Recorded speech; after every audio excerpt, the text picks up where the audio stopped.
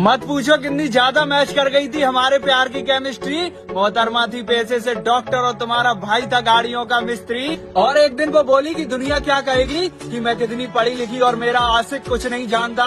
मैंने कहा ऐसा कुछ नहीं है, तुम्हारे और हमारे काम में लगभग बहुत सी समानता। तो बोली कैसे? मैंने कहा तुम बता देती हो लोगों को क्या दिक्कत है नाप के हार्ट बीट, ठीक वैसे ही मैं बता देता हूँ इंजन की आवाज सुन के कि इसमें क्या दिक्कत है और ये क्यों कर रहा है ओवर हीट। तुम लोगों के घाव साफ कर देती हो लगा के एथेनॉल, तो ठीक वैसे ही मैं भी गाड़ियों के पार्ट साफ कर देता हूँ लगा के पेट्रोल। और तो और एक मिस्त्री दोबारा इंजन चालू कर सकता है अगर इंजन हो जाए सीज, मगर एक डॉक्टर कभी भी दोबारा सांसें नहीं ला सकता अगर एक बार पल्स रेट हो जाए फ्रीज। इतना सुनते ही वो बोली मुझसे गलती हो गई, मुझे माफ करो महाराज जो मैंने आपकी शक्तियों को नहीं पहचाना और मैं आपसे प्यार नहीं कर सकती क्योंकि आपकी बातें ही सुन के लग रहा है कि किसी दिन आप मेरा भी सिर खोल दोगे लगा के रिंच और पाना।